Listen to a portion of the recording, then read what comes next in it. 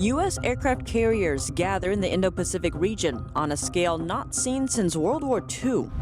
Would the U.S. defend Taiwan if China launches an attack? A Chinese officer floats the prospect of nuclear war. Chinese aggression now a hot topic for Japan. In response, the nation is teaming up with allies like the U.S. and France. No Chinese app, no Winter Olympics. That's what Beijing has to say for athletes arriving for the Games. They are required to upload health details to the software, but reports say the platform poses security risks. And another nation labels Beijing's treatment of Uyghurs in Xinjiang as genocide. The move follows similar declarations from the US, UK, Canada, and the Netherlands.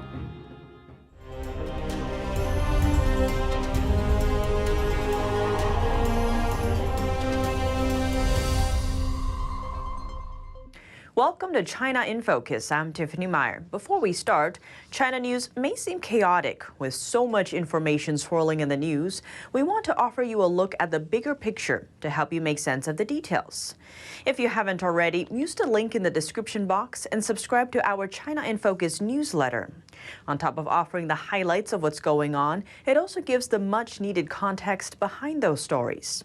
And once in a while, you'll also get a peek into some behind-the-scenes content to see what we're up to. Every Friday morning, the latest will land in your inbox. Today, we look to the Indo-Pacific region, military matters, as well as other issues. The U.S.'s adversaries are holding joint military drills. Trilateral naval exercises involving China, Russia, and Iran started on Friday in the Indian Ocean's northern reaches. Iran state media said 11 of its vessels were joined by 3 Russian ships, including a destroyer and 2 Chinese vessels. The naval drills were expected to span some 10,000 miles. They include night fighting practice, rescue operations, and firefighting drills. China, Russia, and Iran started doing joint naval drills in 2019. This drill is the third since then, but it won't be the last. A spokesman for the drill says they intend to continue in the future. Iran has sought to step up military cooperation with China and Russia amid tensions with the United States. Though it seems China and Iran aren't the only countries working with Russia. Recent reports say Russia worked with India to develop supersonic cruise missiles, and that those missiles have been sold to the Philippines. Both India and the Philippines recently had conflicts with China. U.S. Navy ships are gathering en masse in the Indo-Pacific region. According to a strategic study unit out of China's Peking University, satellites have captured the Carl Vinson aircraft carrier strike group sailing into waters north of the disputed Spratly Islands. Both China and the Philippines claim the islands as their own. The carrier entered the South China Sea last week. There, it completed a 5-day joint drill with the U.S. Navy's Essex Amphibious Ready Group on Sunday. On board the USS Carl Vinson is an aircraft called the F-35C. It's the world's only long-range stealth strike fighter. And nearby, another nuclear-powered supercarrier, the USS Ronald Reagan, is poised for deployment. That's from its home port, the Yokosuka Naval Base in Japan. And earlier this month, yet another American carrier strike group dispatched to the Indo-Pacific region. The USS Abraham Lincoln headed out from its home port in San Diego, also armed with F-35C fighter jets. According to the United States Naval Institute, over 24 F-35 fighters are underway in the Western Pacific amid growing tension between the U.S. and China. The U.S. is strengthening its alliance with a key country east of China, Japan. They jointly tackled issues relating to China as well as other regional threats. On Friday, President Biden met with the Japanese Prime Minister Fumio Kishida in a virtual meeting. Biden said the U.S.-Japan alliance is the cornerstone of peace and security in the Indo-Pacific and around the world. The online meeting lasted just under an hour and a half. It is the first substantial talk between the two countries since Japan's new prime minister took office. The two countries discussed cooperating closely to deal with China-related issues. Some of those include the East and South China Sea, Hong Kong, and the Xinjiang region. Prime Minister Kishida said that they agreed to advance cooperation with other allies to bring about a free and open Indo-Pacific. The two sides also talked about Russia and Ukraine and North Korean missile issues. Kishida also said Japan would host a meeting of the Quad, which includes the United States, Japan, Australia, and India. Japan isn't just teaming up with the U.S. The nation also wants to boost cooperation with France. This is the Japanese foreign minister. Today, we would like to deepen discussions to raise cooperation between Japan and France and Japan and the EU to another level to realize a free and open Indo-Pacific. Foreign and defense ministers from both Japan and France met on Thursday. France's involvement may come as a surprise to some, given its location. But it, too, holds a stake in the issue, as it controls some overseas territories in the Indo-Pacific. In recent months, China has been increasing its aggression in the Indo-Pacific region, like using military pressure to coerce its neighbors. In the Indo-Pacific region, there are continuous attempts to unilaterally change the status quo by coercion. The security environment has become tougher and has elevated instability for Japan and France. Japan's defense minister says the two countries should work more closely because France and Japan share what he calls mutual core values. In a scenario where Beijing invades Taiwan, what should the U.S. do? Most Americans from both political parties say the United States should militarily assist Taiwan. That's according to a new poll by the Trafalgar Group this month. Over 1,000 likely voters were surveyed. Regardless of their party affiliation, more voters believe in maintaining Taiwan's de facto independence amid Beijing's threats. And roughly 60% of respondents said the U.S. ought to defend Taiwan. The survey presents a significant development in public perception concerning the self-ruled island and the Chinese Communist Party. As early as last August, for example, a survey from the Chicago Council on Global Affairs suggested that nearly half of all Americans opposed selling military equipment to Taiwan. And now, according to U.S. officials, the country is looking for ways to potentially accelerate delivery of the next generation of newly built F-16 fighter jets to arm Taiwan against Beijing. The $8 billion deal was approved in 2019, and 66 newly built F-16 aircrafts are scheduled to be delivered by 2026. By then, the delivery will bring Taiwan's total number of F-16s to more than 200, one of the largest F-16 fleets in Asia. Beijing isn't letting up its pressure on Taiwan, but it may be testing the waters to see if the U.S. and other allies would come to the island's aid in case of war. Fang Bing, a senior colonel for China's military, gave recent remarks while on air with state broadcaster CCTV. He stated that during a hypothetical war, U.S. aircraft carriers would be within kill range of Chinese missiles the moment they enter the South China Sea. He went on to explain China would also attack the airport where U.S. airplanes take off, destroy American aircraft carriers for sure, and then upgrade the conflict to a nuclear war. In the end, Fang challenged the U.S., asking whether Washington really wanted to wage a nuclear war with China and destroy the Earth in the process. This isn't the first time Fang has discussed taking Taiwan under Beijing's control by any means necessary. 10 years ago, he talked about that possible cost in an interview. At the time, he said China is in a position to go back to the Stone Age together with America. He also added, now we can slap the table and say to the Americans, you'll give up your 200 cities and we'll give up our 200 cities. Do you dare to play this game with us? Fang's recent remarks prompted a number of comments on social media. One of them seems to touch on the heart of the matter, the values held by democracies versus communist systems. It reads, Chinese people don't know that they are the real cost. Americans dare not play the game because they value people's lives. China dares to play. The whole world knows it. Australia and Britain will fight back. That's what the Australian Defence Minister Peter Dutton said on Thursday. He made it clear that along with Britain, they won't put up with cyber attacks from China, Russia, or Iran. Dutton said both the UK and Australia are the target of regular attacks from these countries, though all three claim to have nothing to do with such attacks. So how do the two countries plan to fight back? Australia and the UK agree to coordinate cyber sanctions on those regimes to increase deterrence. The move could raise the cost of hostile state activity in cyberspace.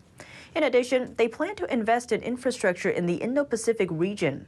Britain's Foreign Secretary said in a statement, the UK is committed to building a network of liberty, and that means championing democracy by supporting countries in the Indo-Pacific to resolve their development needs. Now we turn to a disaster-stricken country in the South Pacific, Tonga. After a massive volcanic eruption rocked the islands, several countries are pledging financial aid, including China.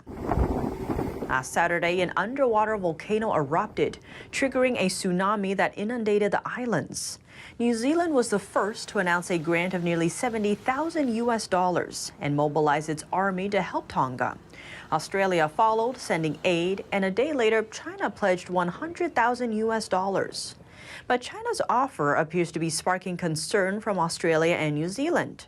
Jonathan Pryke, a foreign policy think tank expert based in Sydney, tells the Washington Post that this is a soft power game. He says if you needed an extra driver to respond to whatever needs Tonga may have, then of course there is China lurking in the background. And former Australian Prime Minister Kevin Rudd tweeted on Wednesday that Australia must be the first to give Tonga assistance. He wrote, failing that, China will be there in spades. China had previously provided Tonga with more than $100 million to rebuild after devastating riots in 2006. But that was a loan, not aid, and this debt has almost threatened to bankrupt Tonga. As of today, Tonga still owes China $108 million. That's almost two-thirds of all of Tonga's debt.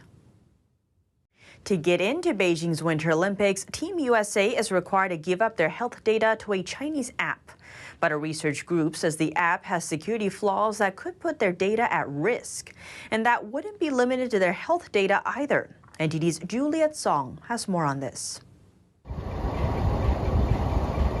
American athletes heading to Beijing's Winter Olympics have to do one thing before they're allowed into the country: download an app. Beijing is requiring athletes to upload their personal information through it. That includes their passport details, body temperature records, respiratory symptoms, and medications. But now, a cybersecurity research group says the app has major security flaws, meaning users could be left vulnerable to hacking and cyber attacks and have health information stolen. The app, called My 2022, is owned by a Chinese state-controlled company. A data security expert breaks down the potential damage of a hack. One thing that people don't understand about apps in general, whether it's this app or an app developed by Google, an app is basically legal malware. And it enables the developer to conduct surveillance on the end user 24/7, 365 days a year. Lee says some app permissions allow the software's developers to collect attachments. So if you had a bank statement sent to you and it was attached to an email that an app developer can collect, and the email was hacked from the app developer's server, it can contain information such as your bank information or medical information, your social security information, passwords, and so forth. It's unclear if the Chinese app can collect attachments, but Beijing has so far dismissed security concerns. On top of the security issues, the research group points to a function of the app, which allows users to report other users' messages, especially those deemed politically sensitive. The developer then decides whether to remove the messages. What's more, the cybersecurity research group found over 2,000 so-called politically sensitive keywords inside the app. The list of keywords appears inactive, but developers can still use them to censor communication. Among the censored keywords are Chinese leader Xi Jinping's name, the 1989 Tiananmen Square massacre, and Falun Gong, a spiritual discipline that has been targeted by a brutal Beijing persecution campaign for over 2 decades. Juliet Song, NTD News. President Biden says he is uncertain on whether to lift tariffs on Chinese goods. That's because Beijing hasn't fulfilled its promises. I'd like to be able to be in a position where I could say they're meeting the commitments, or more of their commitments, and be able to lift some of it. But we're not there yet. China promised to buy more U.S. goods under Phase 1 of the trade deal made under the Trump administration. But a recent report says Beijing only hit just over 60% of its purchasing goal. Former President Trump imposed tariffs on China starting in 2018. He said the U.S. was hurting from unfair trade between the two countries and that the U.S. buys more goods from China than China buys from the U.S. The tariffs aim to pressure Beijing to buy more U.S. goods. The tariffs impact over $500 billion worth of Chinese imports, though American companies are allowed to apply for exemptions for certain products. Now, more than 140 lawmakers are calling on the U.S. Trade Representative to expand that exemption list. They say it's to help U.S. companies that were relying on Chinese goods and now are struggling to adjust their supply chains. If the lawmakers are successful, the change would boost Chinese goods coming to the U.S. And in France, lawmakers recognized China's treatment of Uyghurs as genocide. This just 2 weeks before the Beijing Winter Olympics. On Thursday, France's parliament passed a motion asking the government to condemn China for crimes against humanity and genocide. The non-binding motion was adopted with 169 votes for and 1 vote against. The motion also asked the government to protect Uyghur residents in France against any intimidation or harassment by China. So far, the U.S. government, as well as the parliaments of the U.K., the Netherlands, and Canada, have condemned China's treatment of the Uyghurs as genocide. Are the uniforms for the upcoming Beijing Winter Olympics linked to forced labor in the Xinjiang region? The International Olympic Committee, or IOC, said on Wednesday, no. The statement comes after a U.S. government agency probed the IOC on the issue. The Congressional Executive Commission on China said the IOC has partnered with Chinese companies to make uniforms that use cotton from the Xinjiang region. The commission says the U.S. now presumes that goods sourced in Xinjiang are made with forced labor, and that cotton produced there is synonymous with forced labor. One of the Chinese companies that the IOC partners with had reportedly quit the Better Cotton Initiative group. That group is a nonprofit which promotes sustainable cotton production. It previously pulled out of Xinjiang, citing increasing risks of forced labor. The IOC's other partner has a factory in Xinjiang and openly advertises products that contain cotton produced there. The U.S. agency says that because the Chinese companies use Xinjiang goods, there is a worrisome possibility that IOC personnel or others attending the 2022 Olympic Games will be wearing clothing contaminated by forced labor. Evergrande says it's hiring more financial and legal advisors to help deal with its debt. The move comes after a group of international creditors threatened to take legal action. NTD's Colin Fredrickson has the details. Evergrande said Friday it's proposing to hire 2 Chinese firms as financial advisors and a law firm as legal advisor to help deal with debt. That's according to a stock market statement. This is the beginning of a long working out of the problems of a kind of overheated Chinese real estate market. Evergrande's move comes after a group of its overseas bondholders threatened legal action over what it calls Evergrande's opaque debt restructuring process. James Nolt is a political economy expert. He thinks this could be the beginning of a more general real estate crisis, partly because a lot of the Chinese property developers are funded by foreign money. Even if there could be Chinese banks that might, for example, be willing to overlook the condition of default, perhaps because of policy reasons, the foreigners are not willing to do that. They want to get paid for money they've lent. The international creditors say they've been left in the dark about the company's plans. After talking with Evergrande, they only received little more than vague assurances of intent, lacking in both detail and substance.